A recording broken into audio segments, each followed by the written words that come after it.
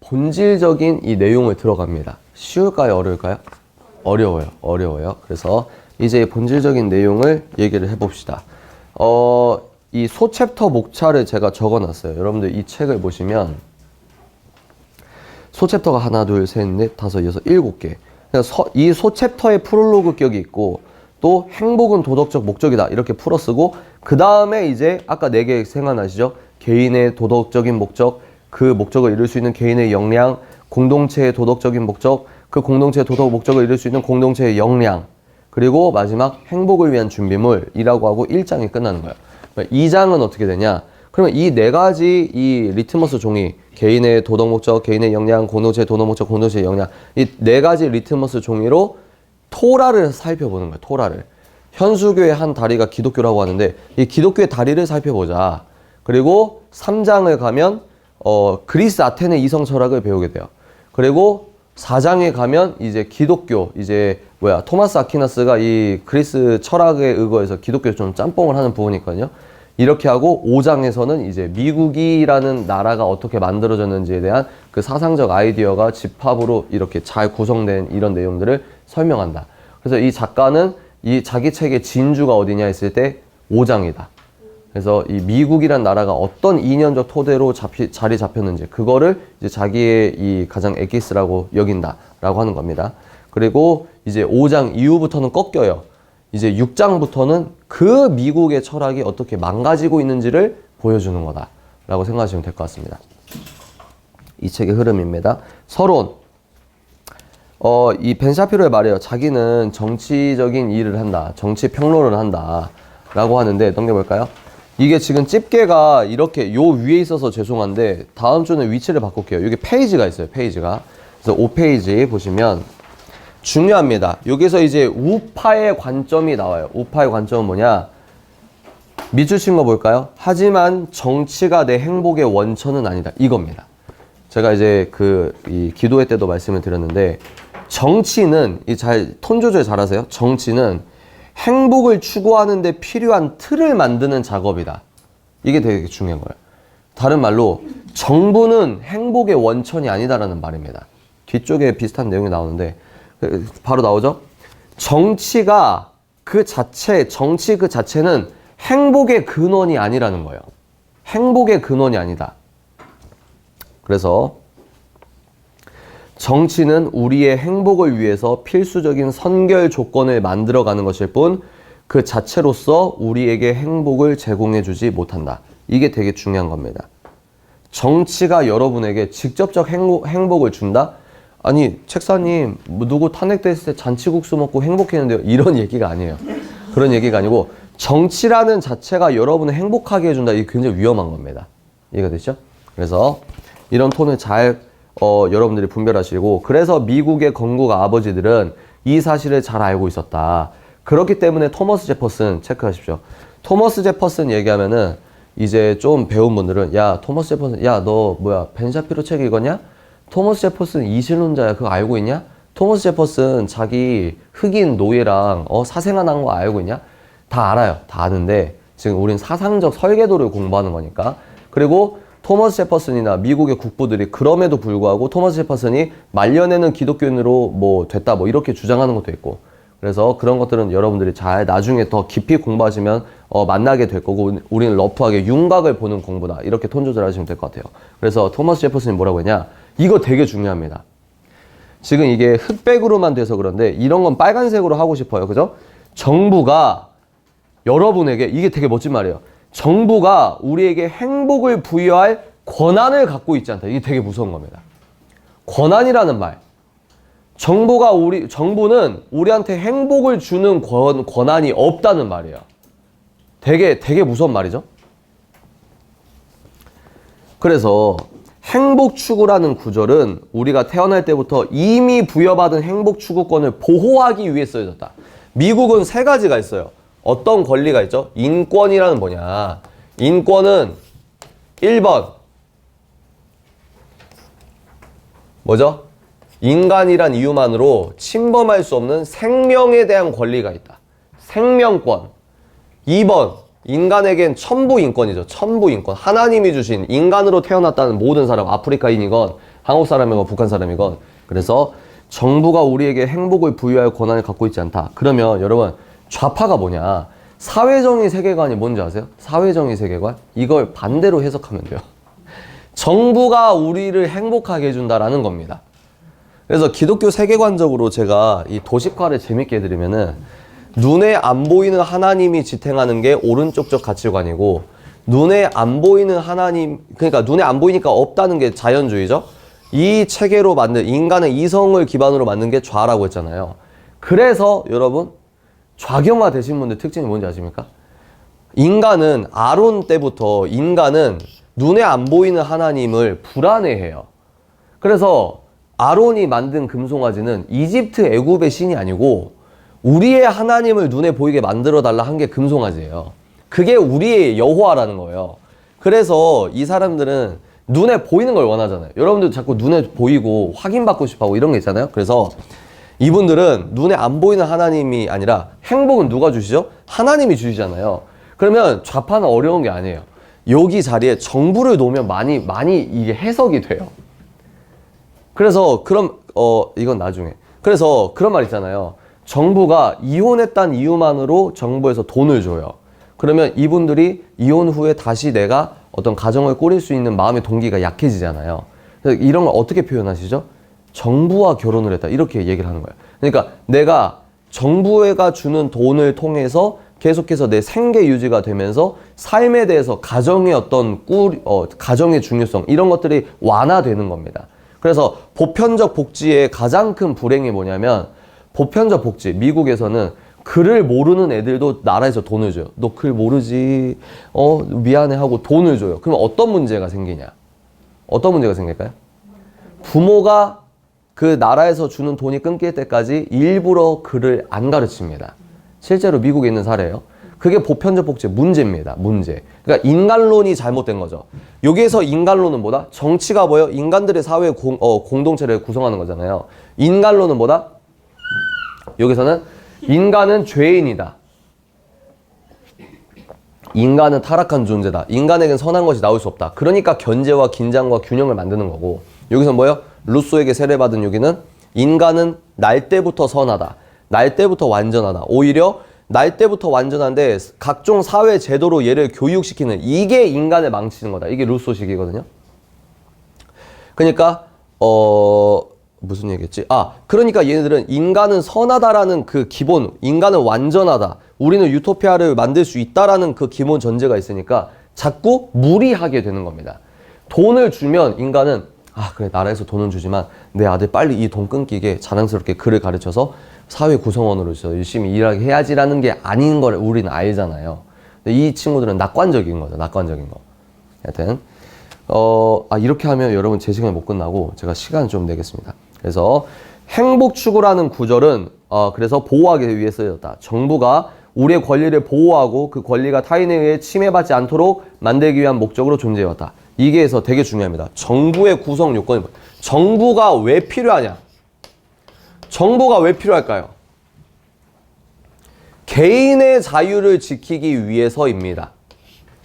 그리고 필요할 때 공동체적으로 우리가 어떤 일을 할 때 구심점의 역할을 하긴 하죠. 근데 본질적으로 여기 말하는 거 있잖아요. 우리의 권리를 보호한다. 정부가 왜 필요하냐? 우리가 누구죠? 그냥 집산주의적 우리가 아니라 개개인이 있는 우리를 얘기하는 거예요. 그러니까 정부는 개인의 권리를 보호하기 위해 존재했다. 그 권리가 타인에 의해 침해받지 않도록 만들기 위해 목적으로 존재해왔다. 제퍼슨은 단 한 번도 정부가 행복을 가져다 줄 수 있다고 말한 적이 없다. 이게 되게 중요한 겁니다. 건국의 아버지들 가운데 누구도 그런 생각을 하지 않았다. 그 다음 문단 중요하죠. 그런데 점점 더 많은 미국인들이 이게 중요합니다. 정치로부터 행복을 얻으려 한다는 거예요. 한국도 마찬가지죠. 내면을 들여다보면 그래서 눈에 보이는 거 눈에 안 보이는 거 또 해볼까요? 지저스가 있어요. 예수님이 있어요. 예수님이 메시아죠. 예수님을 만나면 참 평안과 평강과 희락과 은혜를 누리잖아요. 그러면 이분들은 예수님이 죄송한데 눈에 안 보여요. 성령께서 하시는 게 눈에 안 보여. 그러니까 이분들은 뭘 주려고 하냐? 제가 무슨 얘기하다 얘기했지? 정치. 여기서는 이분들은 다른 메시아를 찾아요. 그래서 가끔씩 현실 정치에서 특정 정치인을 너무 좋아하시는 분들 있죠. 저는 그분들이 좋아하는 어떤 애정이 좀 과도하다고 느껴질 때가 있습니다. 그러니까 저 정치인이 당선되면 내 삶이 많이 바뀔 것이라는 과도한 믿음이 아닐까. 일종의 메시아를 따르는 건 아닐까. 그분이 메시아를 따랐다. 그분은 이단이다. 이게 아니고 그런 성향이 있지 않을까라고 하는 겁니다. 그래서 내면을 들여다보고 삶을 개선할 방법을 찾는 대신 이 말은 뭐죠? 기독교 보수주의에 의거해서는 자기의 내면을 일단 들여다보고 삶을 개선할 방법을 네가 간구하라는 거예요. 왜? 우리는 그렇게 내 환경이 편의점에서 알바하고 내 환경이 부모님께 물려받은 재산이 없지만 내가 그 환경 안에서도 얼마든지 이 환경을 극복할 수 있는 개선적 능력이 있다. 아까 뭐라고 했죠? 역량이 있다는 거예요. 개개인의 역량이. 그죠? 그래서 내면을 들여다보고 삶을 개선할 방법을 찾는 대신 많은 사람들은 뭐예요? 행복을 얻는데 방해를 놓는 가장 큰 장애물이 외부에 존재한다고 믿기 시작했다. 이거 되게 중요한 겁니다. 그러니까 내가 왜 불행하지? 아, 저것 때문이 하고 내 불행의 원인을 외부에서 찾는 거예요. 외부. 그래서 이쪽 제가 말하는 좌파우파 개념 여러분 잊지 마세요. 인본주의적 요소가 있는 사회 철학을 여러분들이 공부하거나 거기에 이제 물이 들면은 어떻게 되냐? 탓을 하게 되는 거예요. 탓. 남 탓. 사회 탓. 그래서 극도의 극악무도한 이 범죄자들의 이 인터뷰를 한 내용을 보면 거의 공통적인 게 뭐냐면 내가 저 사람을 때린 건, 내가 저 사람을 죽인 건 어릴 때부터 내가 이랬기 때문이야 라고 하면서 뭐예요? 탓을 하는 거예요. 가정 탓, 사회 탓. 그러면 네가 그렇게 그 선생님한테 뺨 맞고 아빠한테 맞고 그래서 네가 강남에 돌아다니는 여자를 죽여도 된다는 거야? 이렇게 되는 거예요. 탓. 근데 우리는 그게 아니다. 개인에게는 선택할 수 있는 힘이 있고 그 선택에 따른 책임을 지을 수 있는 존재다. 이게 기독교 보수주의적 관점입니다. 하여튼 이건 나중에 쭉 해드릴게요. 그래서 상황은 더 심각해진다. 그래서 사람들이 만약에 정치적 지형만 바꿀 수 있다면 무슨 말이죠? 내가 원하는 정당이 뽑히면 아니면 적어도 정적들에게 악의적인 프레임만 더 씌울 수 있다면 자신이 갈망하는 행복을 얻을 수 있다는 착각에 단단히 사로잡혀 있다. 그래서 저는 지금 마음이 아픈 게 그 계엄 찬성하는 친구 인터뷰했던 그 밈처럼 돌아다니는 영상이 있어요. 마산에 살고 있는 고등학생 민주주의가요! 이러면서 걔 어떡해. 집회 나가면 초상권이 없는 거 아시죠? 집회 나가면 초상권이 없어요. 그래서 집회 나간 사람 얼굴 찍혀도 저 초상권 있거든요. 이거 안 돼요. 집회 나가면 카메라 찍어도 상관없는 거예요. 아, 걔 어떡해. 그 대학교 가고 계속 따라다닐 거란 말이에요. 하여튼. 근데 개인의 역량으로 그걸 역전할 수 있는 방법은 있죠. 열심히 공부해서 인터뷰 다시 하는 거지. 제가 갭니다! 이러면서. 그래서, 여러분 쭉 읽어보시고. 그래서, 마지막으로, 마지막 만나볼까요? 우리가 현재 추구하고 있는 건 더 이상 행복이 아니다. 우리는 행복 말고 다른 우선순위를 쫓아가며 살고 있다. 동의하십니까? 그렇죠. 많은 사람의 행복이 주관적이라고 생각합니다. 그리고 많은 이 대중 강연자들이 다 나쁘신 건 아니에요. 대중 강연자들이 그런 식으로 행복론을 펼치시는데 영향을 받고 있죠. 그죠? 근데 이제 그 다음 챕터 보실까요? 넘겨보시면 이거 아주 명언입니다. 전 아주 명언이라고 생각해요. 이 소챕터 제목 자체가 명언입니다. 뭐요? 우리에게 행복은 뭐냐면 도덕적 목적이다. 이거 되게 있어 보이지 않습니까? 행복은 곧 도덕적 목적이다. 이걸 우리 기독교식으로 표현하면 뭐요? 행복은 곧 객관적이다. 이 말입니다. 객관적, 도덕적인 객관성을 띠고 있는 어떤 맵이 있다는 거예요. 그 맵을 찾아가는 거예요. 그 맵을 걸어갈 때에만 참 평안이 있다. 그래서 당대 믿음이신 분 있잖아요. 도저히 예수님을 믿을 일이 없는데 예수님을 믿었던 분들은 간증 중에 그 공통적으로 드러난 특징이 뭐냐면 내가 이제껏 누리지 못했던 평안을 얻었다. 마음이 편해졌다. 이런 얘기를 하시잖아요. 그 말은 뭐냐? 행복은 객관적으로 정해져 있는데 너가 무슬림이건 비기독교인이건 샤머니즘이건 토테미즘이건 기독교인에게만 정해진 게 아니라 온 인류에게 행복은 딱 정해져 있다 이 말입니다. 이게 이해가 되시죠? 온 인류에게 정해진 거예요. 예수님을 만나고 그 길을 걸어가는 거. 그리고 한 남자는 한 여자와 결혼하는 거. 가정을 꾸리면서 사랑은 뭐다? 내 쾌락. 내가 안에 있지만 그 회사 안에 뭐라고 하죠? 오피스 와이프. 오피스 허스밴드든 오피스 와이프든 내가 그렇게 살면서 야, 바람 너도 그냥 우리 서로 그냥 좀 용인 좀 해주자. 막 이런 거 있잖아요. 그런 쾌락이 아니라 딱 정해져 있다. 네가 기독교인이건 비기독교인이건 행복의 길은 정해져 있다. 이런 개념을 얘기하는 거예요. 그래서 보실까요? 행복은 도덕적 목적이다. 보실까요? 지속성 있는 행복. 이게 중요한 거죠. 지속성 있는 행복은 정신과 영혼의 수양을 통해서만 이루어질 수 있다. 이게 이제 벤 샤페로의 한계입니다. 왜 명상도 될 수 있잖아요, 이러면. 헷갈리잖아요. 근데 우리 저번 달에 공부하신 분 뉴 에이지 공부하시면서 7을 떠셨죠? 뉴 에이지가 어떤 사상적 철학이 있는지 여러분. 그래서 우리는 뭐요? 영혼의 수양이 아니고 지속성 있는 행복은 경건과 경건의 훈련을 통해서 이루어질 수 있다. 우리가 이렇게 바꿀 수가 있겠죠? 그리고 정신과 영혼을 수양하기 원한다면 우리는 도덕적 목적을 갖고 살아야 된다. 사명을 갖고 살아야 된다. 근데 그 사명은 도덕적이어야 된다. 이 말이죠. 그 무슨 말입니까? 네가 원하는 대로 사는 게 아니라 도덕이라고 하는 성경적으로 이렇게 살아야 된다라는 범주 안에서 너의 사명을 인지해야 네가 행복한 거야 라고 하는 거예요. 그래서 이 사람들이 지금 뭘 실존주의 배우신 분 기억나십니까? 현대인들이 뭘 그렇게 추구하길 원해요? 삶의 의미를 찾기 원하는 거예요. 내가 왜 태어났는지 삶의 의미를 모르니까 뭐야? 모태신앙으로서 교회를 20년 다녀도 삶의 의미를 못 찾아. 왜? 평일사회와 교회에서 가르치는 말씀이 평일과 공과 사가 뜯어져 있으니까. 근데 대학교 가서 페미니즘 선배들 듣고 해화역에서 딱 한 번 해봤어. 우린 뭐든지 할 수 있어. 해봤어. 근데 막 사회가 바뀌는 것 같아. 친구들과 함께 으쌰으쌰 뭐? 평일사회. 내 공과사를 나눴을 때 하층부 삶에서 실질적 의미를 거기에서 찾는 거예요. 그러니까 복음이 실제 의미를 내 삶에서의 의미를 못 준다는 말은 뭐냐면 평일 사회에서 내가 어떤 일을 겪었을 때 내가 하나님적으로 생각하는 훈련이 안 돼 있다는 겁니다. 끊겨져서. 이해가 되십니까? 그러니까 다른 데서 찾는 거예요.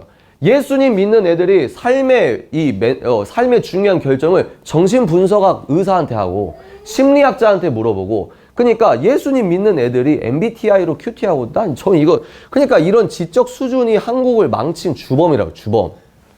MBTI가 다 나쁘다는 게 아닙니다. QT하거나 아이스 브레이킹 차원에서 되게 좋아요. 근데 뭐요? 그 MBTI가 뭐요? 심리학의 근거를 둔 거예요. 제가 이든 그래서 어디까지 했죠? 그래서 이게 이제 중요합니다, 여러분. 행복이 뭐냐? 그러면 행복이 뭐냐? 그 두 번째 문단 둘째 줄 히브리 성경에서 행복은 심하라고 한다. 아리스토텔레스는 에우다이모니아라고 한다. 근데 이 그리스 애들이나 예루살렘이나 토라나 뭐라고 하냐? 성경에서 심하가 뜻하는 바는 뭐냐? 하나님의 뜻에 따라 올바른 행동을 하는 게 행복이래요. 기가 막히지 않습니까? 그러니까 우리는 역설적인 거죠. 이거 지금 기독교 시간 아니고 일반 기독교 서적도 아니고 일반 서적에서 정치 공부하러 왔는데 은혜를 받는 역설이 있는 거예요. 행복이 뭐야? 하나님의 뜻대로 준행하는 삶이 행복이다. 근데 이게 너무 놀라운 게 뭐예요? 이게 종교적 주장이 아니라 대한민국 자유민주주의를 이루는 철학적 기조라고요. 근데 한국 사람들이 이렇게 교육을 안 받는 거예요. 그러면 그리스 애들은 톤 조절을 어떻게 했다? 제가 이거 기억하십시오. 기특하다.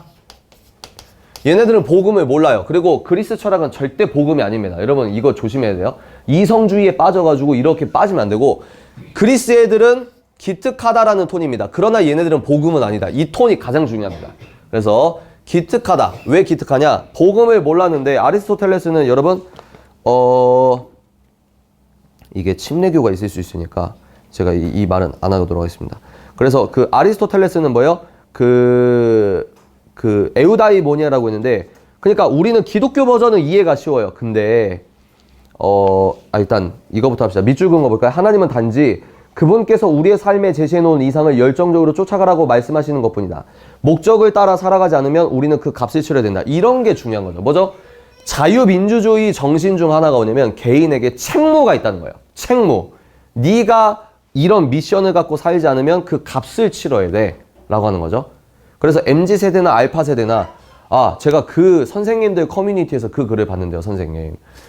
이제 5년 10년 뒤에 배출될 애들이 이부 선생님들이 가르치는데 애들이 뭐만 하면 선생님들 항의하고 막 이런 학부모가 항의하고 이게 밈이 됐잖아요. 그래서 이 자아만 아는 책임도 모르고 이 유아론적으로 절어있는 애들이 5년 뒤, 10년 뒤에 한국 사회에 배출이 된다는 거예요. 그래서 다른 한국이 열린다 이런 밈이 있어요. 선생님들 이 블라인드에 쓴 글이 있거든요. 하여튼 근데 우린 뭐다? 값을 치룬다는 책임의식이 있어야 된다. 자유는 뭐다? 권리와 책무가 동시에 있는 게 자유다. 성경적 맥락에서 보면 일종의 우상을 추구하는 것인데 그 같은 삶의 태도는 우리에게 진실된 만족감을 줄 수 없다. 여러분. 그 다음에 이제 그리스 볼까요? 이제 여러분들이 교인이라고 상정하고 말을 하면 뭘 어려워하시냐? 2장까지는 쉬워요. 다음 주까지는 쉬워요. 근데 3장부터 약간 좀 낯설 겁니다. 근데 이제 살짝 맛을 볼까요? 아리스토텔레스의 에우다이모니아는 도덕적 목적을 충실하게 이행하는 삶과 밀접하게 연결되어 있다. 무슨 말이냐? 이 아리스토텔레스와 그리스 철학 애들이 기특해요. 뭐? 얘네들도 나름대로 행복은 객관적으로 정해졌다고 생각했다 이 말입니다. 딱 이 톤으로 정리하시면 좋을 것 같아요. 그러면 어떻게 좋은 삶을 살 수 있을까? 밑줄 친 거 볼까요? 좋은 삶을 살려면 먼저 선, 즉 좋음의 의미를 정의해야 된다. 그리고 그 선을 추구하는 게 행복이라고 그리스 애들은 고대 철학은 얘기했다는 거죠. 아리스토텔레스에게 선이란 주관적 단어가 아니라는 거예요. 이제 이 문맥이 이해가 되시죠? 아리스토텔레스에게 선에는 분명한 기준이 있고 그에게 있어 선은 뭐요? 객관적 사실에 대한 표현이었다. 그래서 여러분 그 다음 문단 보시면 그 다음 문단 둘째 줄 시계. 그러니까 이제 좀 이해가 되십니까? 여러분 좋음. 객관적 좋음의 상태가 있다는 거예요. 이 그리스 철학 하셨던 철학가들이 객관적 좋음이 있다. 이거는 주관적인 좋음이 아니다. 이게 좋음이 선이죠, 선. 행복은 선을 따라. 이거 다른 말로 덕이라고 합니다. 덕을 추구해야 된다. 그게 행복이다. 라고 하는데 이거 어떻게 하냐? 그리스 철학가들이 곰곰이 생각을 해본 거예요. 이건 이제 나중에 3장 배울 때 하실 텐데 뭔가 이 애들이 자연을 이렇게 보니까 해가 뜨고 지고 달이 이렇게 돌고 별자리가 돌고 뭔가 규칙적인 것 같아요. 그래서 이 그리스 철학 하시는 분들이 이 우주에는 법칙이 있는 것 같아. 그래서 그 법칙을 따르는 거는 좋은 거고 법칙을 벗어난 건 나쁜 거고 그러면 이 자연계에 이런 법칙이 있듯이 우린 자연 안에 살고 있으니까 인간의 삶에도 법칙이 있지 않을까? 굉장히 기특하지 않습니까? 기특하죠. 그렇게 되는 거거든요. 그러니까 이 친구들은 그래서 이 시계 예를 드는 거예요. 만약에 이 스마트폰이 있어요. 뭐가 좋은 스마트폰일까요? 신제품 말고. 뭐가 좋은 스마트폰이냐면 내가 스마트폰을 통해서 기대할 수 있는 기능을 충실하게 이행하는 거. 전화가 돼야 되고요. 인터넷이 돼야 되고. 어떤 게 좋은 물컵일까요? 액체를 잘 담고 인간이 마실 때 액체를 잘 마실 수 있게 되는 거. 그게 좋은 컵이라고 객관적 평가가 가능하잖아요. 근데 인간도 마찬가지다. 그러면 좋은 컵과 좋은 시계는 뭐다? 시간을 잘 알려주는 거. 인간에게 좋은 인간이라는 모델이 있지 않을까라고 했던 겁니다. 그걸 선이라고 한 거예요. 얘네들은 덕. 그래서 그 덕을 쫓아가는 게 행복이다. 이렇게 얘기한 거예요. 여기가 이해가 되시죠? 그래서 마지막 문단 볼까요? 그렇다면 좋은 인간이란 무엇일까? 이거 참 진짜 기가 막혀. 얘네들 진짜 기가 막혀. 그래서 얘네들은 그러면 인간에게 좋은 인간으로서의 사명, 인간으로서 행복의 길이 뭘까 했을 때 얘네 되게 특이하고 기특하고 근데 불쌍해요. 이 톤 조절 잘해야 되는데 얘네들은 인간의 좋은 물통처럼 좋은 인간보다 이성적 능력을 활용하여 이 자연세계의 비밀을 풀고 인간 세상에서의 어떤 이성적 활동을 하는 게 인간에게 참된 가치다라고 생각을 한 겁니다. 약간 기특하면서도 불쌍하죠? 이 톤을 잘 기억해야 돼요. 그래서 바로 올바른 이성을 가지고 행동한 사람이다. 아리스토텔레스는 인간과 다른 존재들을 구분짓는 건 인간 속에 내재된 생각할 수 있는 역량이라고 말했다. 멋있죠? 우리 인간이 왜 개돼지가 아닙니까? 생각할 수 있으니까. 그래서 제가 막 답답할 땐 뭐라고 하죠? 생각을 해라. 이렇게 일깨워 주는 거예요. 넘겨볼까요? 결국 성경과 그리스 철학자들은 완전히 다른 애들인데 토라와 그리스 철학은 완전 다르죠. 그리고 그리스 철학가들은 자기들은 몰라도 자기들이 그렇게 연구하는 뇌를 주님께서 만들었다는 걸 모르잖아요. 근데 얘네들은 일단 기특해. 그래서 뭐가 이 공통분모다? 행복이라 함은 인간이 어떤 특정한 어떤 이 객관적 선, 객관적 덕, 하나님이 준행하라고 하는 삶, 이 삶을 가는 게 인간 일생의 행복이다. 이거의 공통분모가 살짝 있다는 거죠. 성경은 우리에게 하나님의 뜻에 따라 살라고 명령한다. 그리고 도덕적 목적을 뭐와 연관시킨다? 행복과 연관시킨다. 아리스토텔레스는 뭐요? 덕 없이 행복을 이루는 것이 불가능하다고 말했다. 또 아리스토텔레스는 이성적인 인간이 우주의 본질로부터 도덕적 목적을 발견하고 그에 따라 행동한다고 주장했다. 이거는 이제 기독교적으로는 귀여운 부분이에요. 여러분, 이 영상을 만약에 전체 공개 영상을 올린다. 그러면 기독교인 중에 꼭 무슨 사람이 있다? 역시 쟤는 이성주의자였어, 지식주의자였어, 어떻게 기독교인이 저런 말을 할 수가 있어. 그런 말을 할 수 있는 표현의 자유를 세팅한 게 그리스 철학을 빼고는 설명을 못했나, 이렇게 자꾸 꺼내줘야 되는 거예요. 이해가 되시죠? 그래서 그 큰 따옴표 볼까요? 어떤 사람들은 내가 언급한 행복의 의미가 흔히 생각하는 행복보다 엄격한 것이냐고 반문할 것이다. 맞아요? 엄격하잖아요. 근데 그건 맞다. 왜? 왜냐하면 실제로 행복은 뭐다? 제약 속에서 누리는 것이다. 멋있죠? 근데 우리는 벤 샤피로한테 치일 필요는 없어요. 왜? 사랑은 절제다. 오래 참음이다. 우린 이미 알고 있으니까. 그래서 이게 되게 중요한 겁니다. 행복은 제약 속에 누리는 것이다. 근데 이게 어떻게 행복을 어떤 글자로 바꿔보시냐면 자유로 바꿔보셔도 말이 돼요. 자유는 제약 속에서 누리는 겁니다. 축구가 재밌는 이유가 뭐죠? 제약이 있기 때문이에요. 절대적 제약. 그래서 메시, 제가 예를 들잖아요. 메시가 축구하는데 수비수가 메시 죽방을 날려요. 재미가 없죠. 왜? 제약이 없으니까. 근데 죽방 날린 애가 저는 이게 규칙입니다. 제 마음이 이걸 규칙이라고 선언하고 있고 제 메시를 쳤을 때 성령의 충만함을 느꼈습니다. 이러면 재미가 없잖아요. 그러니까 객관적으로 얘 느낌, 얘 내면과 별개인 외부적 객관적 규칙이 있기 때문에 게임 스포츠가 재밌듯이 우리는 그 정해진 규약과 제약 안에서 자유를 누리는 것이다. 그걸 예수님께서 이미 말씀하셨죠. 진리가 너희를 자유케 한다. 달리 말하면 진리 안에서의 자유를 우린 지향하는 거고, 좌파는 뭐예요? 진리, 기독교에서 진리라고 주장하는 걸 벗어나는 게 자유다. 이렇게 얘기하는 거예요. 그래서 행복은 삶의 목적을 추구하는 것이다. 이렇게 얘기하는 거고, 그래서 여러분 이 네 가지 리트머스 종이 계속 볼 겁니다. 그래서 밑줄 이 네 가지 요소들 하나하나는 정말 중요하다. 이 요소들 사이에서 적절한 균형을 유지하는 것이 성공적인 문명을 지키고 보호하는 데 요구되는 필수 조건이기 때문이다. 그러니까 그 가끔씩 이 저울추가 약간 기울기울해질 때가 있잖아요. 그런데 이 기준이 있기 때문에 야 이건 아니지 않아? 이건 아니지 않아? 라고 하면서 톤 조절이 가능한 것이다. 그리고 다시금 제자리를 찾게 노력하는 것이다. 이렇게 볼 수 있죠. 그래서 개인의 도덕 목적 보도록 하겠습니다. 이게 이 책에서는 이 페이퍼에서는 제가 뺐는데 여러분 본 책에서는 오바마의 연설을 예를 들어놔요. 오바마는 정부가 행복의 원천이다. 이런 식으로 얘기를 합니다. 그러니까 정부가 여러분을 책임집니다. 이걸 미국 국보들은 절대로 반대했다는 거예요.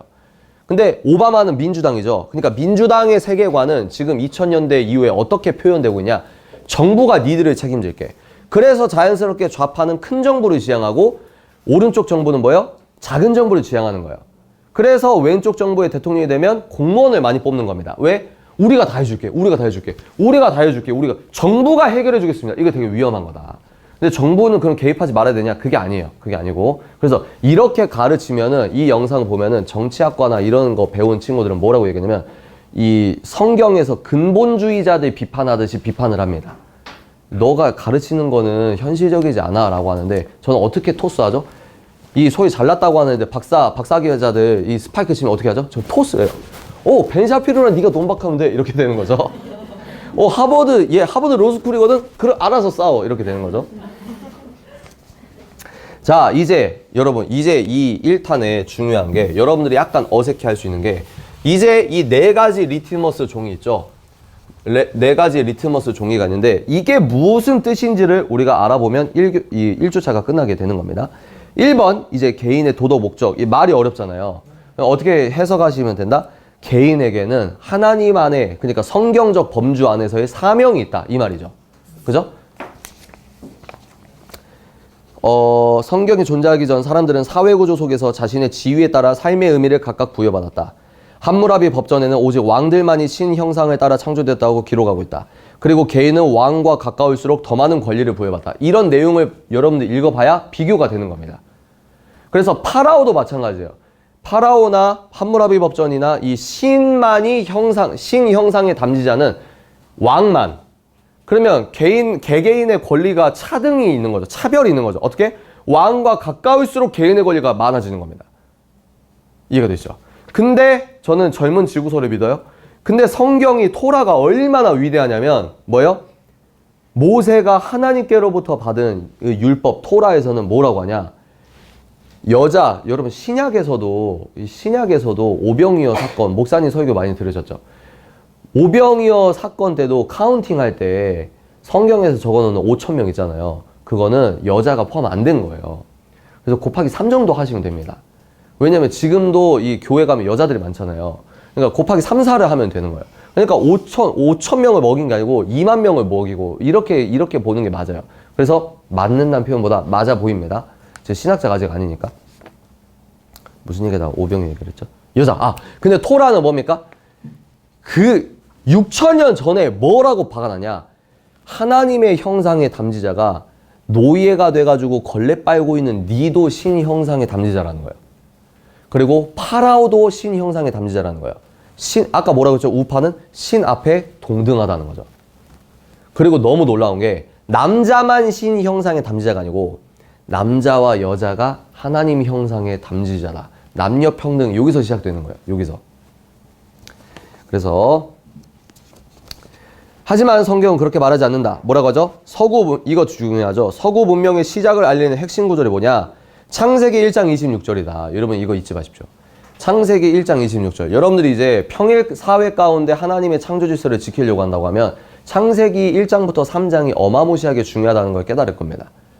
제가 진지하게 5년 동안 교회 다니면서 세계관 맨날 가벼운 총론만 입문만 얘기하다가 5년 돌아다녔어요.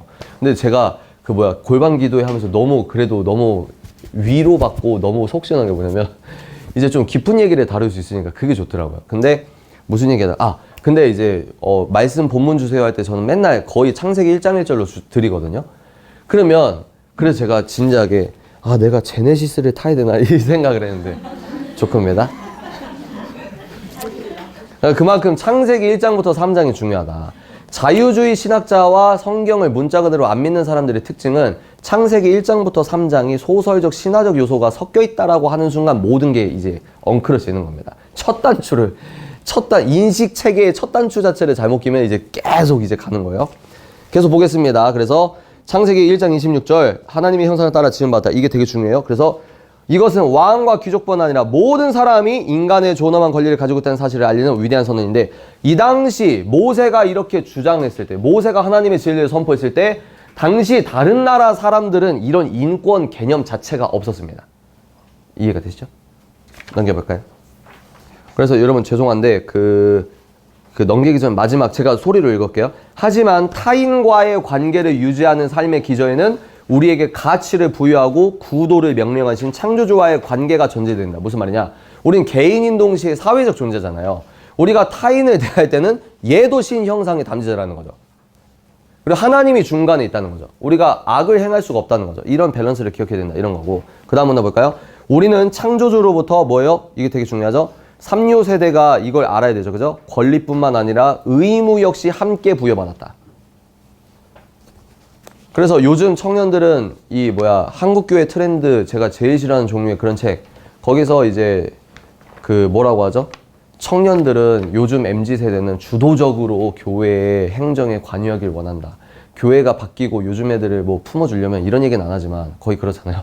그래서 요즘 애들의 습성을 알아야 된다. 막 이렇게 하는 거잖아요. 근데 거기서 말하는 게 그거예요. 그래서 청년들이 우리 청년 다음 세대가 교회 당회에서 목소리를 내야 되고 그 교회 당회에서 적극적으로 이 청년들의 목소리를 채택해야 된다라고 해요. 이게 맞아요?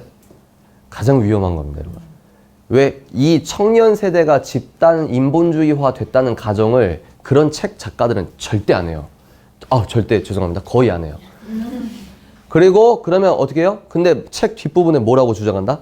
근데 이 책임의식이 빈약해가지고 그러면 어떻게 됩니까? 네가 교회에서 당회에서 네 목소리 내고 싶으면 교회 문화에 따라야 될 의무와 책무를 네가 같이 해야 되는 거예요. 예를 들어 뭐 11조 생활을 하거나 특세 때 새벽기도 생활하거나 수요일에 나오거나 그 규칙 일종의 룰이 있잖아요. 근데 주일에 기껏해야 한 30분 설교 듣고 왔다 갔다 하는 애들이 교회 경영을 같이 한다. 이건 뭐예요? 이 뭐랄까 위선이죠. 위선. 근데 우리 기독교 보수주의 뭐다? 의무가 함께 부여받는 거다. 의무가 있다. 의무가. 의무는 우리에게 목적을 보여준다. 와. 이럴 때 도파민이 나오는 겁니다. 쇼츠 올릴 때 도파민과 질이 다르죠? 뭐요? 우리에게 창조주는 하나님은 우리에게 뭘 줬다? 권리를 줬다. 권리는 뭘 할 수 있는 거죠. 그리고 뭐요? 의무도 줬다. 권리와 의무가 세트로 있는 게 뭐다? 성경적 자유의 개념이다. 그런데 의무가 있다는 건 무슨 뜻이다? 의무가 있다는 건 목적을 부여해 준다. 이 되게 멋있지 않습니까? 의무가 있다는 말은 우리 삶에 목적이 있다는 것이다. 맞죠? 그리고 의무가 있다는 건 뭐예요? 가치 판단을 했을 때 의무가 있다는 건 해내야 되는 거잖아요. 그러면 우리가 그 삶을 해냈으면 어떻게 합니까? 채점적 개념이 생기잖아요. 가치적 개념이 생기니까 의무가 생긴다는 건 삶의 의미에서 옳은 삶이 있고 그른 삶이 있다는 평가가 가능해진다는 거죠. 그래서 의무는 사회적 환경과 관계없이 피조물로서 부여받은 천부적 가치에 따라 이게 되게 중요합니다. 누구에게 부과된다? 개인에게 부과된다. 개개인에게. 그래서 성경은 개인을 굉장히 보호하고 있다는 거죠. 여러분 그리고 생각해 보세요. 여러분이 예수 믿었다고 가족이 그 공항 바쁠 때 가족 같이 오세요 이래가지고 같이 그 입국 통과합니까? 아니 공항은 그럴 수 있어요. 근데 공항은 부부 가족 같이 이렇게 그 여권 검사 받잖아요. 근데 천국은 개개인입니다. 천국은 천국 패스 프리패스 여권은 절대적으로 개개인이에요. 구원은 개인 단위입니다. 그죠? 그래서 하나님은 이제 개인에 대한 개념을 되게 소중하게 여기신다고 우리가 유추할 수 있는 거예요. 그 다음은 난 창조주와의 관계에 기반한 개인의 도덕 목적이 없는 사람은 집단 가운데서 존재감을 찾으려고 한다. 이거 되게 중요합니다. 체크하십시오. 그러니까 이런 창세기 1장 26절적 개념, 개인의 자유, 개인의 권리가 빈약하신 분들은 어디서 이제 나의 인간의 존재 의미를 찾으려고 한다? 집단. 그래서 뭐에 민감할 수 있다? 타인의 평가. 그리고 또 뭐에 민감할 수 있다? 트렌드, 유행. 왜? 그 집단에서 옳다고 하는 흐름에 올라타야 되잖아요. 그래서 얼리 어답터는 뭐예요? 세계관 자체가 진화론적이죠. 새로운 게 늘 옳다라는 개념이 있는 겁니다. 진화론적으로 이 사회 문화를 같이 보는 거예요. 그래서 내가 가장 먼저 누리는 거에 대한 의미를 부여하시는 거죠. 근데 우리는 뭐예요? 그게 아니다. 그래서 이 사람들은 집단 가운데서 존재 의미를 찾으려고 한다. 그래서 자기의 존재 의미를 민주당에서 찾으려고 하는 분. 근데 반대로 또 똑같아요. 자기의 존재 의미 자체를 국힘에서 찾으려고 하는 분. 그거 다 이상한 거죠. 왜 국힘이 자기 밥 벌어다 줍니까? 아니라는 거죠. 이해가 되십니까? 이게 우리가 현실 우파, 대한민국 주류 우파라고 하는 자연주의적 우파적 흐름과 우리가 다른 부분이라는 거죠. 그래서 창조주와의 관계에 기반한 한다. 또는 지나친 방종 가운데서 스스로의 삶을 파괴할 수도 있다. 결국 사람들은 자신의 이해관계를 타인의 이해관계보다 우선시하게 되고 뭐요? 원자론적 개인주의는 자기 정당화 가운데서 타인의 자유를 침해하는 방향으로 귀결될 가능성이 크다. 그러니까 절제가 없죠. 야, 니한테 피해 준 거 없잖아 라고 시작하면 결국 피해를 준다. 그래서 야, 나 남에게 피해 준 적 없는데 너 나한테 피해 줬어 라고 하면 뭐라고 얘기합니까? 난 그렇게 생각 안 하는데 이러면서. 그래서 여러분 그 회사나 학교에서 제가 뭐라고 했죠? 도라이 보존의 법칙. 욕하면서 친해지는 건 그건 우정이 아니긴 해요. 조심하세요. 근데 이 도라이 있죠, 도라이. 저 도라이 특징이 뭐냐면 공감 뉴런이 약해요, 빈약해. 그래서 자기가 얼마나 이기적으로 남에게 피해 주는지 모르죠. 그래서 한 명이 이제 총대 메고 너 그렇게 하지 마 하면 울어 막. 왜 상처 줬냐고. 그러면서 막 이 가스라이팅 하잖아요. 가스레이팅 하여튼. 그래서 뭐요? 원자론적 개인주의는 자기 정당화 가운데 타인에게 침해를 할 가능성이 크다. 이거 이제 여러분들 확 오시죠? 이제 이게 개인의 도덕 목적에 대한 설명입니다. 그냥 확 이렇게 명확하게 명제가 나와야 안 나요? 안 나와요. 그래서 어려운 거예요. 개인의 도덕 목적을 공부한 거예요, 지금. 뭔가 명확하지 않죠? 근데 하나만 기억해라.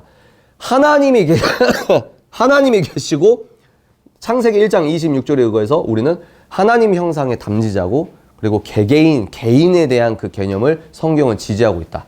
그리고 하나님은 권리와 의무를 같이 주셨다. 오케이? 이것만 기억하시면 될 것 같아요. 2번, 개인의 역량 보도록 하겠습니다. 그러면 그 목적을 우리가 추구할 수 있는 역량이 있다는 거죠. 인간은 고결한 행동을 통해 행복을 추구한다. 하지만 개인에게 부여된 도덕적 목적을 발견하는 것만이 능사라고 할 수는 없다. 밸런스는 잡아주죠. 이게 중요합니다. 행복한 삶을 살기 원한다면 일정 수준의 뭐가 필요하다? 성공이 필요하다. 그럼 성경이 이걸 지지할까요? 안 지지할까요? 지지하고 있죠. 왜? 일정 부분 성공한 사람들의 사례가 되게 많거든요. 그러니까 에스더 보면은 제가 3번역으로 에스더서를 읽었거든요. 이 하만이 이 시대의 대한민국 하만이 누굴까? 이런 생각나시죠? 그래서 하만 새끼 목 달아야 된다 하고 에스더서 읽는데 너무 깜짝 놀란 게 3번역에서는 뭐라고 이 에스더의 평가가 있냐면 저는 그전에는 외모만 아름답다고 했거든요. 근데 3번역에서는 몸매도 좋다 그래요.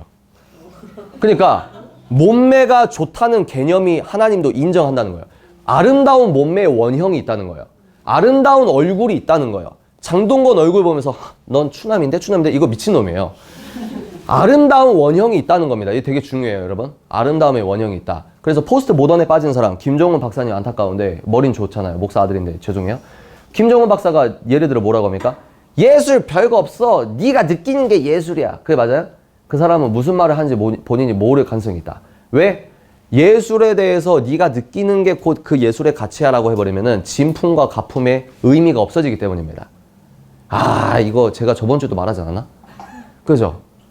이거 이 세종서적에서 우수선정 돼가지고 그 학술서적 읽은 내용인데 여러분들 비싼 책 한 권 엑기스 한번 얻어가셨고 하여튼 그래서 이게 되게 중요합니다. 성공. 그리고 이 성공은 세속적 단어라서 여러분들이 좀 불쾌할 수도 있는데 달란트 비유가 그래서 중요합니다.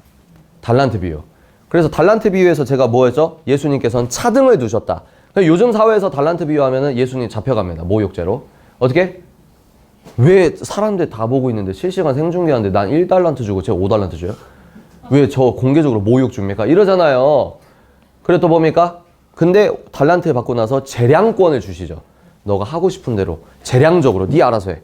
그래서 재량적으로 내가 남겼다. 수익을 남겼는데 칭찬을 받았다라는 거에 열려 있는 겁니다. 성경은. 그래서 일정 수준 성공이 필요하다. 행복한 삶을 살기 원한다면 여기에서 뭐가 이 기초가 돼 있죠? 나중에 배우실 텐데 이 책에서 나오는데 그래서 미국 국부들의 특징 중 하나는 자기계발러들이었습니다. 자기계발러들. 여기 제가 말씀드리잖아요.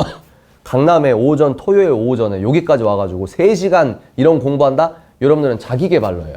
원튼 원치 않든. 그래서 여러분 같은 자기계발러의 우상이 뭐라고요? 자기계획이라고요.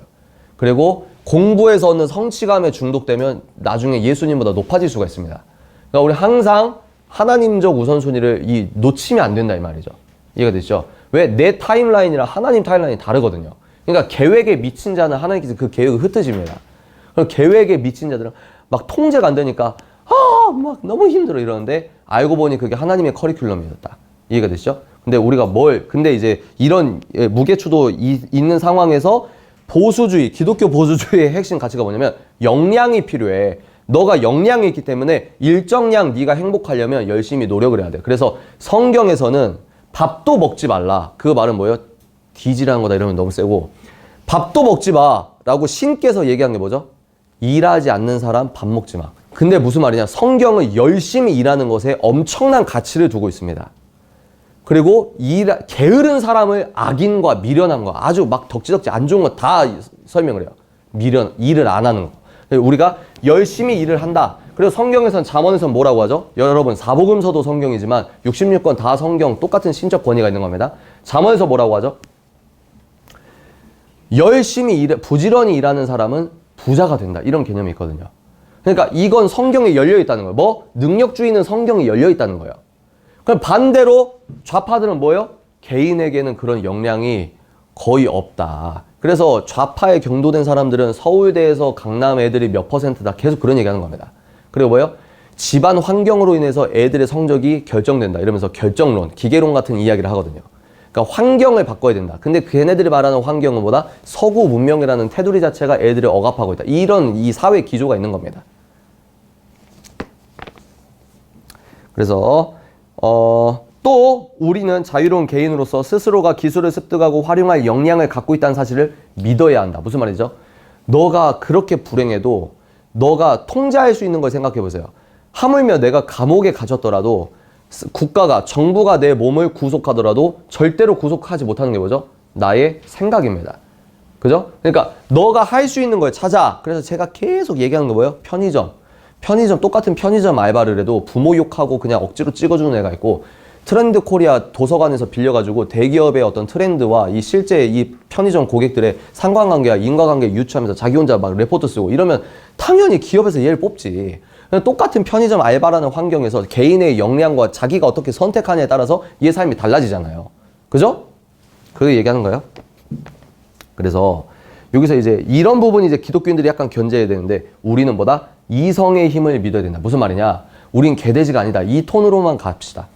우린 개돼지가 아니야. 우린 인간이야. 사람이야. 합리성을 신뢰해야 돼. 합리성을. 여기서 말하는 합리성은 이제 성경에 열려있는 합리성이에요.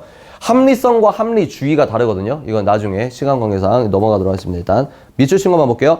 만약 인간이란 존재가 발화하는, 그러니까 우리는 이성의 힘을 믿어야 된다. 이게 이제 나름대로 얘가 토라에 굉장히 열심히 있는 유대교예요. 벤 샤피로가. 그래서 나름대로 구약만 믿긴 하지만 나름대로 성경적인 부분이 있다는 거죠. 근데 그러니까 얘가 이성의 힘을 믿어야 되는 이 말은 뭐냐면, 우린 개돼지가 아니다. 무슨 말이냐? 우린 유물론적 인간이 아니다 라는 말을 하는 겁니다. 이게 왜? 유물론자들, 무신론자들의 말이 맞다면, 리처드 도킨슨의 말이 맞다면 뭐요? 우리는 쭉 읽어볼까요? 인간은 본능의 결정체가 아니다. 그러니까 우리는 막 본능적 동물적 존재가 아니고 단순 발화하는 뉴런이 아니다.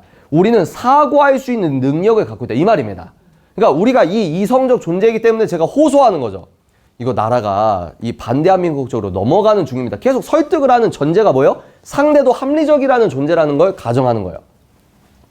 그래서 과학주의에 입각한 유물론자들 역시 이성의 힘에 대해 끊임없이 언급한다. 무슨 말이냐? 과학과 과학주의가 다르거든요. 합리성과 합리주의가 다르고. 근데 이 유물론자들이 우린 단백질 덩어리야라고 하면서, 우린 단백질이라니까? 물질이 다르니까? 라고 하면서 상대에게 뭐에 기대합니까? 상대 이성에 호소하잖아요. 근데 단백질 덩어리면 이성, 사고하는 역량 이런 개념이 없어요. 그냥 우리가 정신이라고 생각하는 건 뉴런의 전기 신호에 동물적으로 반응하는 것일 뿐입니다. 이해가 되시죠? 그래서 얘네들은 이율 배반적이다. 뭐다? 좌파의 특징. 제가 말하는 좌는 무신론이에요. 좌파의 특징은 이율 배반적일 수밖에 없다. 왜? 하나님이 만약에 우주를 정말 창조하셨으면 하나님을 빼버리면 반드시 자기 논리에 비일관성이 생기게 되기 때문입니다. 전제가 뭐죠? 창세기 1장이 진짜라면 만약 인간이란 존재가 발화하는 뉴런과 호르몬 분출의 집합체에 불과하다면, 근데 리처드 도킨슨이나 진화론자들은 이렇게 믿는 거예요. 근데 본인들이 이렇게 믿는다고 주장하면서 이성에 호소한다고요. 그리고 이런 논문 쓰면서 집에 가서 가족의 이 따뜻함과 가치를 부여해서 이 땡스기빙의 칠면조 뜯고 있다고요. 이해가 되시죠? 그래서 이 전문가들, 이 먹물이라고 하면 너무 비하는 거고, 전문가들의 이 좌파 전문가들의 위선을 딱 찍는 게 누굽니까? 어떤 개념이에요? 여러분 이제 공유 시대가 도래했습니다. 저번 주에 말한 것 같은데 공유 시대가 도래했거든요. 그래서 이제 공유 오피스, 공유카, 이제 소비의 개념이 바뀌었습니다. 소비는 이제 소유가 아니라 경험입니다. 이 똥 같은 얘기 막 엄청나게 김난도도 뭐고 하잖아요. 그럼 뭐예요?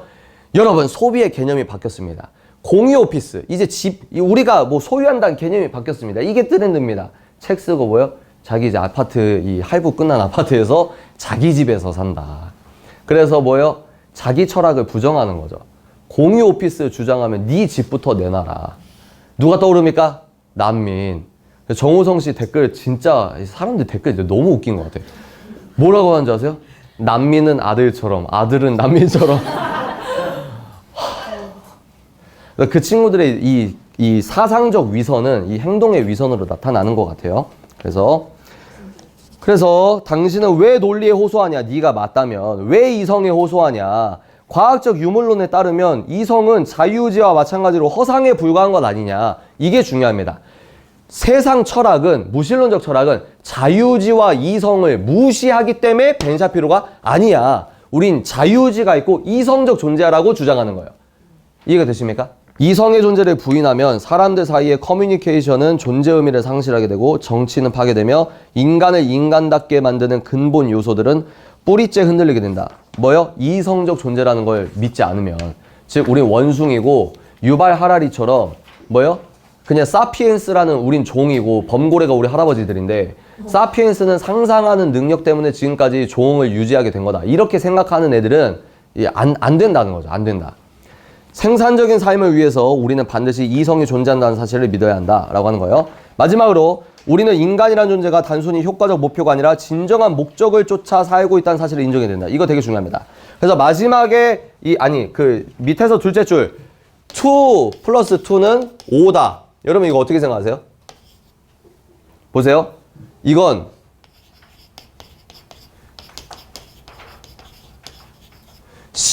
실용적 유익과 진실은 항상 같지 않다는 말을 하는 거예요. 그러니까 단순히 효과적인 목표가 아니라 진정한 목적을 쫓아야 된다. 이 말을 하는 겁니다. 효과적인 목표가 아니라 진정한 목적을 쫓아야 된다. 되게 멋있는 표현이죠. 자, 그 다음에 빨리빨리 가겠습니다. 공동체의 도덕 목적 보도록 하겠습니다. 공동체의 도덕 목적. 제가 리마인드를 해드리는 거예요. 내가 태어나서 이런 개념을 한 번도 들어본 적이 없으면은 어렵습니다. 그리고 여러분들이 저와 배경 지식이 다르면 불쾌할 수 있고 불편할 수 있는 포인트가 있을 수 있어요.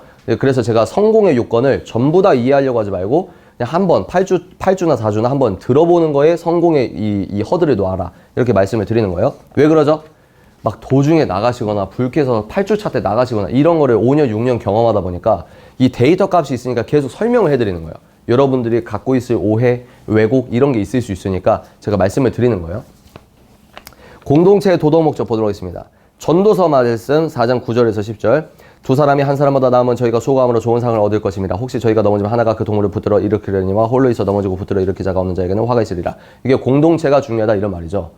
그래서 전도서에 세겹줄이라는 표현이 있거든요. 세겹줄.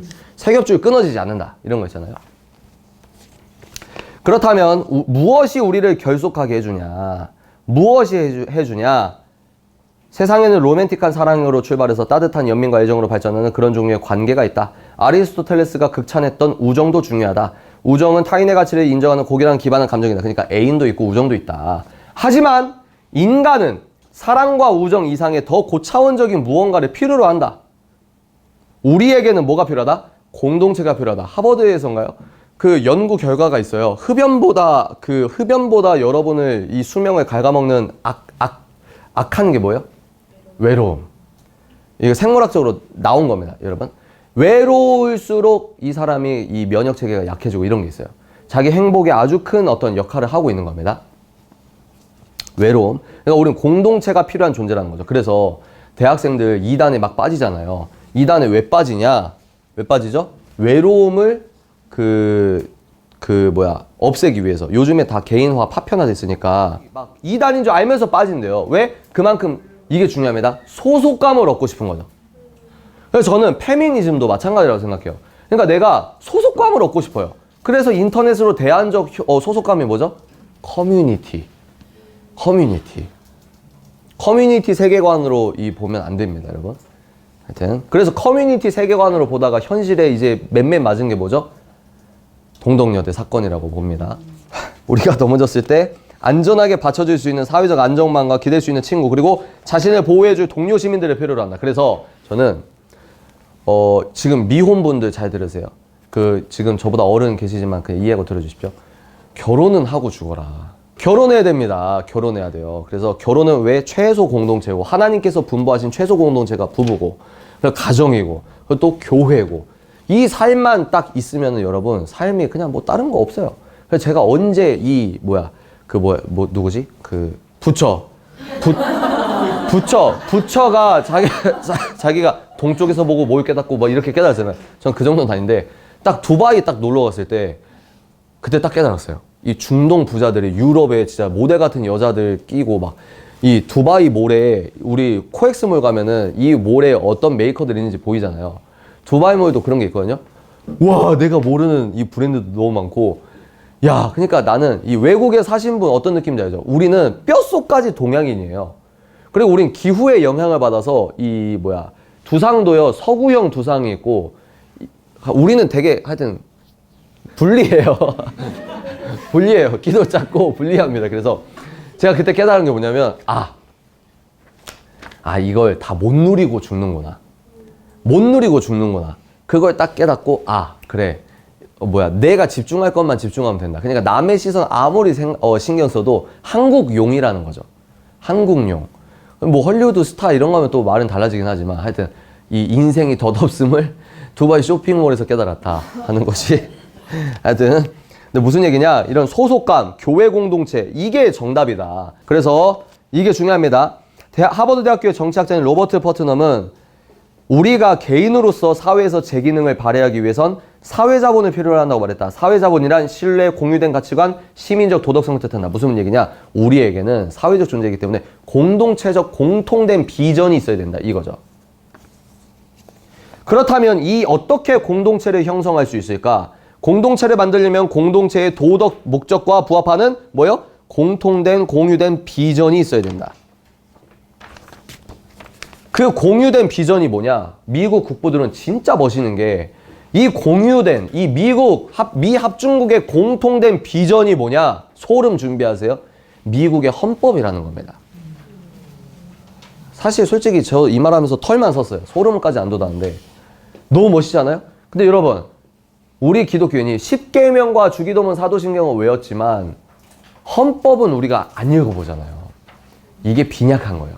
그러니까 미국은 피해 투쟁으로 얻었고 우리는 공짜로 얻어가지고 헌법이 중요한지 모른다는 거지. 그래서 미국의 국부 중에 한 명은 이렇게 말했다. 우리의 헌법은 오직 도덕적이고 종교적인 시민들에게만 적용될 수 있습니다. 그래서 제가 어제 너무 화가 나가지고 그 예배 드릴 때 메시지 전할 때 그랬잖아요. 민주노총이 만약에 대통령을 끌어내려. 그리고 지금 이런 상황에서 법리적인 모순과 위선이 많고 위법적 요소가 많은 상황에서 체포영장 받아서 이렇게 해. 근데 이 사람들이, 많은 국민들이 이걸 열광해. 이게 민주주의다, 열광해. 저는 과감하게 저런 사람들에게 대한민국 헌법이 필요해? 이런 생각이 들더라고요. 왜? 누구에 의거해서? 미국 국부들의 아이디어에 의거해서. 미국의 헌법은 오직 도덕적이고 기독교적인 시민들, 이게 여기 국부들이 말하는 종교적, 이건 다 기독교예요, 기독교. 그러니까 오직 도덕적이고 복음적인 시민들에게만 미국의 헌법을 적용할 수 있다. 되게 무섭고 멋있는 말 아닙니까? 이거를 우리 국부가 미리 공부했어요. 미리. 고무신 신고. 이제 해외에선 구두 신었겠지만. 그러니까 이게 얼마나 이 갭이 달라요. 계속 볼까요? 밑줄 그은 거. 한 사회가 번영하려면 그 사회에 대해 자발적인 시민 참여. 이게 뭐가 중요하다고요? 자발성. 이 책을 관통하는 주요 핵심 키워드 중 하나가 뭐냐면 자발성입니다. 그래서 제가 막 피를 토하면서 뭐라고 했습니까? 이 이상한 애들, 진짜 말 그대로 지 정치 목적을 위해서 복음에 물을 타는 이 버러지들 있잖아요. 예수님도 좌파셨어. 그리고 예수님도 혁명 가셨어. 복음은 사회주의와 더 친해. 생각해봐. 초대교회, 걔네들은 바뀌지도 않아, 레퍼토리가. 초대교회 봐봐. 모든 걸 공유해서 썼잖아. 그럼 우리가 여러분 이제 어떻게 논박하라고요? 그때 초대교회 사람들의 핵심은 바나바나 기타 사람들이 자발적으로 낸 거야. 베드로가 규칙을, 법을 정해, 지네들끼리 예배법이라고 정해가지고 사람들의 사유재산을 다 뺏고 똑같이 나눠준 게 아니야. 이렇게 할 수 있겠죠? 그리고 신학자들 책 보니까 처음에는 그렇게 생활하다가 자발적으로 이제 공유 생활하다가 나중에 커뮤니티가 너무 커져서 그렇게 유지가 안 됐다고 합니다. 그리고 그게 성경적으로 옳았다면 제가 말했죠. 사도 바울이 에베소, 고린도, 빌립보 이렇게 갔을 때 교회 세울 때마다 루디아 사유재산부터 그거 뺏었겠지. 그래서 루디아 자주 옷감 장사가 그 당시엔 부자라고만 알고 있었는데 제가 지금 기독교적으로 보는 세계사 공부하고 있거든요. 혼자. 와, 그 자주 옷감 겁나 비싸요. 아세요? 여러분, 남자 결혼 그런 여자랑 하면 너무 물질적인가? 너무 부럽더라고. 자주옷감 겁나 비싸요. 그리고 사도 바울이 텐트 장사했다고 우리 불쌍하게 보잖아요. 아니야. 그때 로마 군인들의 어떤 텐트 기법이나 이런 게 꽤 괜찮은 사업이었어요. 그런 걸 가르쳐야 돼. 그럼 바울이 왜 텐트 기법을 알아요? 그때 당시에 유대인들 실리적이잖아요. 그러니까 지 아들이 머리 공부하니까 얘가 먹고 살 수 있는 실용적 기술을 이렇게 알려주는 거라고 합니다. 사회 안정망이 자발적으로 시민 참여를 통해 형성되는 사회 안정망이 튼튼하게 자리 잡고 있어야 된다. 자발적인 사회 안정망의 대표적인 시민 모임이 뭐다? 교회다. 그래서 아무리 사회복지사가 주민센터에서 사람들 일일이 막 복지적으로 노력하려고 해도 각 개교회의 사회적 봉사를 따라갈 수가 없다. 그래서 이 주체사상이나 공산주의는 교회가 하는 거를 인위적으로 정부가 하려고 하니까 그게 이제 부작용이 나는 겁니다. 그래서 대표적으로 뭐죠? 이재명이 배달의 민족 나쁜 기업이라고 낙인 찍고 경기도 이 나라 돈으로 이 배달의 민족 어플처럼 만들었죠. 여러분 그 경기도 사시는 분 그 어플 써서 치킨 시키시는 분 있어요? 없잖아요. 그게 문제가 되는 겁니다. 그냥 아는 건데. 그래서 여러분 그리고 중요한 건 시민들의 참여가 각자 스스로의 재량에 따라 의미 있는 삶을 추구하는 과정에서 발생하는 보다 자연스러운 현상이어야 된다. 뭐예요? 시민들의 참여는 자연스럽게 자발적으로 자기들이 하는 거지. 그래서 저는 뭘 가장 중요하게 여기냐? 저는 팀 1도 그렇게 저희 팀 1이 5명이에요. 사자그라운드 일원이 5명인데 5명이 저 포함 5명. 근데 저 그리고 부대표는 아내예요. 수석 디자인 총괄 팀장 총장 뭐 이건 저희 친누나입니다. 그리고 그 또 한 명은 제 대학교 후배 아내의 동기. 그리고 한 명도 제가 23살 때 만났나? 그러니까 10년 넘어요. 그러면 제가 이제 뭐라고 하냐면 야 씨 나가려면 나가. 저는 그래요. 억지로 하지 마. 나가려면 나가. 그래서 저 목회를 해도 그럴 것 같아. 야 교회 많은데 나가려면 네가 나가.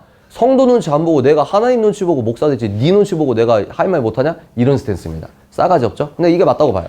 근데 무슨 말이냐? 사람을 봤을 때 저는 어느 집단이 왜 위험하다고 생각하냐면 사람의 자유의지를 강압적으로 통제하는 집단은 우든 좌든 위험하다고 봅니다. 이해가 되세요? 자유의지를 하물며 하나님이 가장 강력하게 이거 비싼 얘기인데? 그래 1주차니까 서비스로 해드릴게요. 하나님이 인간을 가장 잘 설득하는 방식 중 하나가 저는 자유의지를 안 건드리는 거라고 생각해요. 그래서 자유의지와 섭리, 기독교 집안싸움 2000년 동안 집안싸움 하자는 거 아니고 하나님은 자유의지를 안 건드십니다. 어느 만큼? 여러분이 죄를 지어도 여러분들이 죄를 선택할 때도 자유의지를 안 건드려요. 여러분이 포르노 보려고 할 때마다 천둥 쳐가지고 베란다에서 여러분 손 잘려. 그러면 인류 사회가 포르노를 볼까요? 안 보지. 그럼 어떻게 합니까? 하나님께 다 절을 하겠지. 예배 드리기 싫어 하면서 낚시하려고 할 때 낚시일 때 던질 때 번개 쳐서 오른팔이 잘려. 그럼 교회 가겠죠. 근데 하나님은 자유의지를 안 건드리시는 거예요. 그게 신비입니다. 그게 신비. 그럼 바로의 마음을 공고하게 한 건 뭐야? 그건 여러분 신학과를 가세요. 이해가 되시죠? 더 깊은 얘기는 안 할 거예요. 저도 이제 다음 학기에 복학을 예정 중입니다. 아니 근데 신대용 왜 이렇게 비쌉니까? 어이가 없어. 너무 비싸요. 그거 아세요? 제가 예술학과에 대학원까지 나왔기 때문에 이 학비에 대해서 진절머리가 나는데 너무 비싸. 신학과가. 신학생이 돈이 어디 있습니까? 난 교회도 없어가지고 교회에서 대줄 수도 없어. 하여튼 제가 신학을 배우면 이제 더 여러분께 안전한 이렇게 얘기를 해드릴게요. 제가 벗어난 거 없죠? 있습니까? 침례교에서는 좀 다를 텐데 저는 개혁파입니다. 전 개혁파라서 걸러서 들으세요. 전도사님이 있어서 긴장과 견제가 되네요. 장난입니다. 공동체 역량 보도록 하겠습니다. 공동체 역량. 이제 마지막이에요. 이게 중요하거든요. 이게 기독교인들이 좀 새로울 거예요. 보세요. 개인 그리고 공동체 차원의 도덕 목적은 튼튼한 사회기관이 뒷받침될 때야만 제대로 실현될 수 있다. 이거 되게 중요한 겁니다. 무슨 말이냐?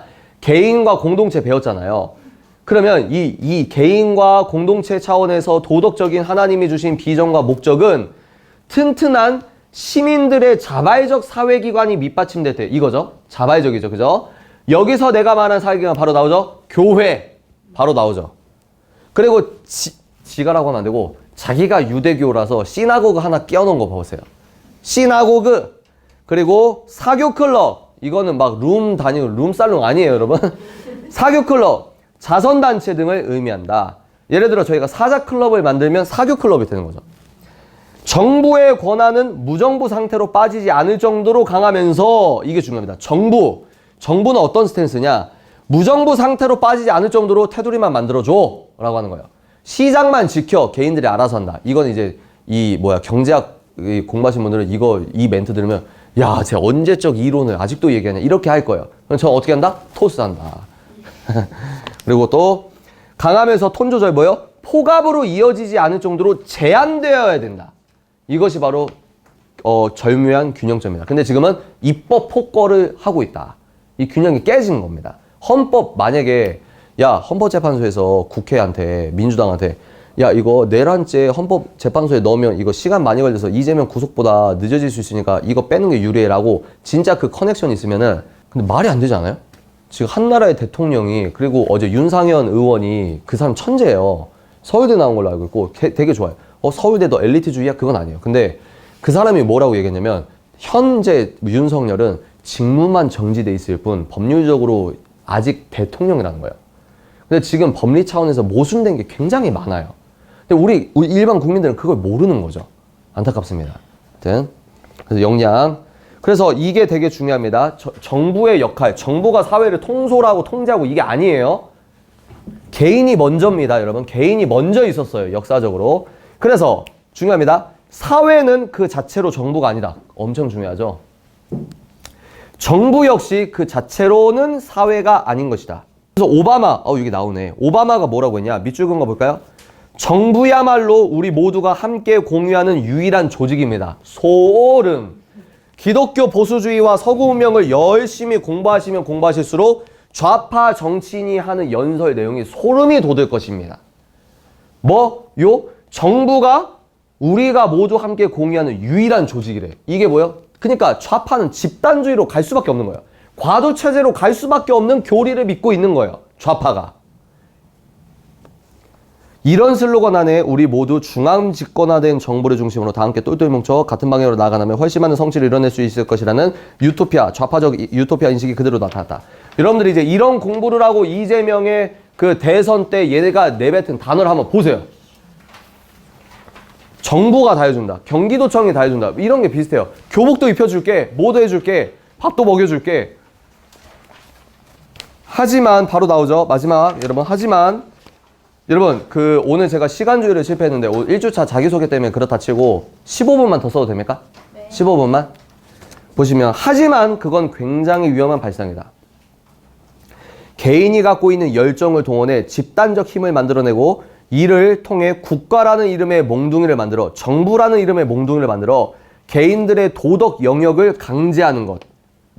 정부가 옳고 그름을 규정하는 것. 이거 굉장히 위험합니다. 그래서 문재인 정권이 왜 정말 반성경적이냐면 정부가 옳고 그름을 규정하는 도덕적 선생 역할을 해서 역겨웠던 거예요. 정부는 그런 역할이 아닙니다. 부동산 정책이 20번 넘게 실패했다는 게 우연으로 보이세요? 아니에요. 사상을 공부하신 분들은 얘네들이 대한민국을 이제 적화하기 위해, 대한민국을 사회주의화하기 위해 가장 번거로운 애들이 두 집단이죠. 기독교인과 중산층. 그래서 중산층의 재산을 와해시키는 겁니다. 그래서 인플레이션이 안 보이는 세금이다. 이런 무서운 얘기도 있거든요. 그러니까 이 사람들의 사유재산권이 개인의 자유와 붙어 있다고 했잖아요. 그러니까 어떻게든 정부가 사람들이 돈이 있으면 먹고 살만하면 기대질 않잖아요. 제가 왜 싸가지 없는지 아세요? 사자그라운드가 돌아가니까 싸가지가 없는 거예요. 근데 그게 똑같아요. 정부가 얘네들이 힘이 없어야 돼. 그래서 미국이 왜 불법 이민자를 많이 받아들입니까? 불법 이민자들은 사회제도의 혜택을 받아야 되니까 더 준다고 하는 민주당에 투표를 할 수밖에 없거든요. 그러니까 무리해서 바이든이 불법 이민자들에게 투표권을 주는 거예요. 그러니까 미국 사람들, 그래서 불법 이민자들이 뉴욕의 가장 좋은 호텔에 막 묵고 이러니까 상식을 벗어나니까 트럼프를 찍는 거예요.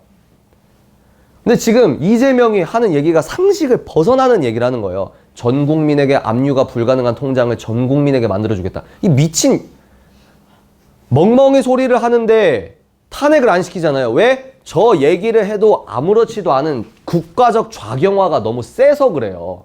공산주의적 정책을 얘기하는데도 저 사람 안내를 보내잖아요. 다시 말해서 대규모의 사회 변화를 강요하는 것은 얼핏 보면 효율적인 통치 방법으로 볼 수 있지만 우리가 기억해야 될 건 이제껏 지구상에 나타났던 독재정의 대부분이 처음부터 서슬퍼런 군합발로 시작된 건 아니라는 사실이다. 역사적으로 전체주의는 더 나은 미래를 위한 열렬한 희망이라는 구호와 함께 시작됐다. 이해가 되시죠? 사탄이 뿔 달린 도깨비로 나타나서 음란물 봐, 부모에게 불순종해, 이게 아니고 아주 교묘하게 그것처럼 똑같이 처음에는 이 시진핑 생각해 볼까요? 시진핑 독재자죠. 이승만 독재자라고 거품 보는 애들 시진핑 욕 합니까? 안 하잖아요. 그래서 시진핑도 어떻게 통제했습니까? 음란물을 보면 안 돼. 음란물을 보면 안 돼라고 하면서 그 명분으로 사람들에게 그 포르노 볼 수 있는 그 인터넷선을 소위 말해서 통제한 거죠. 그럼 제가 여러분이 이 통제를 잘해야 되는 게 자유민주주의 뭐냐면 음란물에 대한 해로운 캠페인을 하고 음란물을 보면 안 되고 학습을 하는 겁니다. 그리고 음란물을 보면 안 되라고 간절히 얘기해 주는 거예요. 근데 정부가 음란물 보는 선을 아예 끊는 건 다른 문제입니다. 이게 다른 문제예요. 되게 애매하죠? 그리고 또 홍콩에서 뭐라고 했습니까? 간첩들을 중국에 불러들일 수 있는 중국의 이 정체성을 위해서 간첩들이 중국에 송환할 수 있는 법을 만들어. 그러면 일반 사람들은 중국의 중화사상에 세뇌당한 사람들은 저거 아주 좋다. 홍콩에 간첩들이 많이 있으면 그거 잡아와야 될 거 아니냐. 중국을 위해서. 근데 자유시민들은 어떤 냄새를 맡죠? 쟤네들이 간첩이라고 하는 범주가 없잖아요. 그러니까 자유시민들을 통제할 수 있는. 그래서 한국에 작용하던 이 하나님, 이 때가 돼서 제 혀를 절제해야 됩니다. 왜냐면 지금 제가 분노가 있기 때문에 이 국민들의 무지에 대한 분노가 있기 때문에 하여튼 그래서 무슨 얘기냐? 그때 홍콩에서 시위할 때 어떻게 했죠? 어떤 국기가 등장했죠? 성조기. 홍콩에서 자기들 살려달라고 성조기 흔들었죠. 그래서 트럼프가 트윗에다가 홍콩 시민 가만 냅둬라 써줬죠. 그래서 감사하다고 막 홍콩 국기가 아니고 홍콩이랑 그 성조기 같이 흔들었죠. 그랬을 때 한국에 작용하던 애들이 너네 홍콩 축하해. 우리도 광주 때 그랬어. 이랬죠. 근데 걔네들이 뭐 이상하지 않아요? 왜? 걔네들이 뭐라고 김어준이 비아냥됩니까? 김어준이 뭐라고 비아냥되죠? 쟤네들 왜 광화문 나간 저 할머니들 극우 세력들을 왜 자꾸 미국 성조기 들어? 이러잖아요. 하나만 하라고 하나만. 이해가 되시죠? 그러니까 이게 그래서 뭐야 탄핵 찬성 민주주의 이러다가 너 미국 비자 끊길 수 있어. 그럼 마스크 쓰고 막 나가고 이러잖아요. 왜? 국제 정세를 모르는 겁니다. 너희들이 제공받는 자유가 미국과 미국 혈맹 국가가 주는 자유야. 너 지금 한국에서 이재명의 민주당 세계관으로 봐서 막 이렇게 하는 거 있지? 지금 잘나 보이잖아. 아니라니까? 우방국은 지금 니를 적폐로 볼 수도 있는 거야. 너 지금 이렇게 시위하다 잘못하다가는 CIA 그게 실효성이 있건 없건 미국과 파이브 아이즈라고 해서 미국의 혈맹국 진짜 군사 비밀 정보를 같이 공유하는 거는 앵글로색슨족이에요. 앵글로색슨 기반의 나라입니다. 미국, 캐나다, 뉴질랜드, 호주, 영국. 근데 여기에서 이제 한국과 일본이 낀다 안 낀다 이러고 있는데 한국은 미국 입장에서 미국 펜타곤에서 딱 났을 때 한국은 아무래도 좌경화가 심해서 중화적으로 해서 한국을 설득하는 것보다 미국에선 한국을 버리고 에치슨처럼 그냥 일본이랑 가는 게 좋을 것 같습니다라고 미국 펜타곤의 의제 설정이 꺼거거거 바뀌는 순간 한국은 이제 거지가 되는 겁니다. 그걸 모르는 거지. 지켜보자. 그래서 국제 스탠다드에서는 윤석열 스탠스가 미국적이고 자유민주주의적이다. 이게 역설이죠. 역설. 그래서 계엄을 했을 때 우리가 계속해서 계엄 프레임을 강화하면 강화할수록 왜 계엄을 했지라고 하면서 국민적 관심이 프로야구 순위에서 계엄으로 가는 겁니다. 그리고 내란 할 때마다 뭐가 부각됩니까? 저 내란이라고 하는 애들이 좀 뭔가 지금 이상하지 않아? 라고 하면서 얘네들이 내란이라는 이 웅덩이를 파는 거예요. 그래서 제가 기도하는 거 하나님 다윗이 고백했던 것처럼 악인들이 팠던 함정에 본인들이 빠지게 해주세요. 여러분 성경 읽을 때 그런 거 좀 놀라잖아요? C.S. 루이스가 그랬거든요. 시편 사색 보면은 자기가 하나님 선하신데 막 시편 보면은 시편도 성경인데 악인들 막 눈알 파달라고 막 이런 얘기 있잖아요. 눈알 파달라는 얘기는 없는데 지들이 빠지게 하시고 막 이런 거 있잖아요. 그래서 근데 그런 거에 대해서 이제 이 평신도지만 C.S. 루이스가 하는 얘기가 있습니다. 무슨 얘기가 되겠지? 그래서 여러분 마지막 행복을 위한 준비물. 그래서 이 네 가지 리트머스 종이로 이제 이 네 가지 리트머스 종이로 토라의 문명을 볼 겁니다. 그리고 그리스 철학 문명을 볼 거예요. 그리고 토마스 아퀴나스로 이 상징되는 이거 합쳐서 이제 만들어지는 그때까지는 이제 불충분한데 그래서 이제 이 책의 5장에서는 이제 토마스 아퀴나스에서 더 이제 뭐랄까 이 숙성돼서 미국이라는 나라가 만들어지는 과정까지 만들어질 때 이 네 가지 리트머스 종이가 있다. 그러면 이 빨리 읽어볼까요? 밑줄 그은 거. 우리가 살아가는 사회는 이 네 가지 요소들에 대한 인식적 기반 위에 세워졌다. 예루살렘과 아테네의 정신이 미국 건국 아버지들의 지혜와 기지를 만나 위대한 문명이 탄생하게 된 것이다. 이 문명을 통해 개인들은 역사상 전례 없는 자유를 누리고 있다. 이거 체크하십시오. 100년 전만 하더라도 그래서 어떤 목사님이 설교했잖아요. 100년 전만 하더라도 여기 계신 여자분들은 생물학적 여자분들은 이런 공부를 못합니다. 그죠? 그리고 여자라는 이유만으로 참정권이 없어요. 근데 이승만 대통령이 우리가 피해 투쟁으로 찾은 권리가 아니라 그냥 이승만 대통령이 초반 세팅을 스위스, 프랑스보다 여성 참정권을 일단 주고 시작했어. 이게 당연한 줄 아는 거죠. 우리는 역사상 전례 없는 자유를 누려요. 이게 없어요. 그래서 제가 그 좌파 애들한테 꼭 하고 싶은 말이 뭐냐면 이 시대에 우리 청년들이 잊지 말아야 될 성경적 어떤 그 토대가 뭐라고 생각하냐면 감사라고 생각합니다. 그러니까 이 여성주의에 경도되신 분 그래 보여요. 막 강남역에서 여자라서 신체적으로 근육량이 적으니까 남자보다 힘이 딸리니까 막 범죄의 목표가 되잖아요. 그리고 여자분들이 아파트 단지에 불만 꺼져도 걸어갈 때 무서운 게 있잖아요. 모르는 게 아니란 말이에요. 그러면 여성의 인권을 어떻게 함양하냐? 신권이 회복돼야 된다는 거예요. 왜? 여성도 하나님의 피조물이니까. 그러니까 여성이 차별됐다? 오케이. 그런 게 있어. 그런 잔재가 있어. 그럼 어떻게 이 여성 인권을 신장해야 돼? 하나님 테두리 안에서 해야죠. 성경적 방법으로. 근데 유물론적 여성주의가 그래서 문제가 되는 거란 말이에요. 그리고 얘네들이 모르는 게 뭐야? 차별도 있지만 상대적 차별과 상대적 상대적 차이가 남아있을 수는 있지만 절대적 차별은 벗어났다는 감사가 없어요. 얘네들은. 그래서 예외적으로 뭐라고 하죠? 전 세계에서 가장 안전한 국가에서 자기의 안전을 고민하는 이 딜레마. 뭐요? 감사를 알아야 된다. 여기서 지금 밥 못 먹어서 지금 영양실조 직전에서 관짝에 들어가기 직전이 있습니까? 우리는 절대적 가난을 벗어났다는 거예요. 그럼 절대적 가난을 어떻게 벗어나냐? 서구 문명이라는 이 테두리 안에서 과학의 증진과 사람들의 개인의 역량과 막 밥 안 먹고 나는 뭐요? 코피 나도 나는 12시 새벽 2시까지 일해가지고 국수 장사해가지고 재벌됐다 이거요. 그게 서구 문명에서 열려있는 개인의 역량을 인정하는 사회라는 거예요. 근데 뭐요? 나는 미치도록 국수를 잘 말 수 있는 은사가 있어요. 근데 북한에서 뭐요? 동무! 구두 닦으라오. 공산당을 위해 당신의 사명은 구두 닦는 역할이라오. 그리고 뭐요? 철봉 선수가 되라오. 이건 아니겠지만 좀 걔네들도 이 몸 좋은 애들 경원을 뽑긴 하거든요. 그러니까 그런 나의 개인의 역량과 하나님이 주신 비전을 개인 차원에서 내가 하나님적 도덕적 목적 아래 달려가는 것과 당이 시켜서 시키는 건 다른 거라는 거죠. 마지막 밑줄 친 거. 하지만 첫 줄부터 볼까요? 하지만 안타깝게도 오늘날 그 위대한 문명은 점차 붕괴되고 있다. 왜냐하면 우리가 지난 수십 년에 걸쳐 우리 행복의 근원이었던 두 가지 요소를 거침없이 파괴해왔기 때문이다. 뭐요? 개인의 도덕 목적, 공동체의 도덕 목적, 개인의 역량, 그리고 공동체의 역량을 근본적으로 뒷받침해온 요소들이 현재 파괴되고 있다. 그러니까 미국은 기억해야만 돼요. 미국은 잃었던 걸 다시 회복하면 돼요. 한국은 판이 달라요. 애초에 처음부터 가르쳐야 돼요. 근본적 요소들이란 이제 나옵니다. 근본적 요소들은 뭐냐?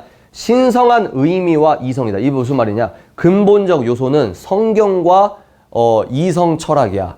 이런 건 좀 기독교적으로 위험하죠. 그죠? 근데 이제 설계도적 측면에서 우리가 밸런스를 잡았으면 좋겠습니다. 오늘 이렇게 이 책에 이것까지가 혹시 책 갖고 계신 분 계세요? 이게 지금 몇 페이지죠? 우리가 지금 어디까지 했냐면 72페이지까지 한 거예요. 씹어 먹은 겁니다. 씹어 먹은 거예요. 그래서 여러분 여기까지 했는데 피드백 한번 5분 동안 듣고 마치겠습니다. 어떠십니까? 어떠셨습니까?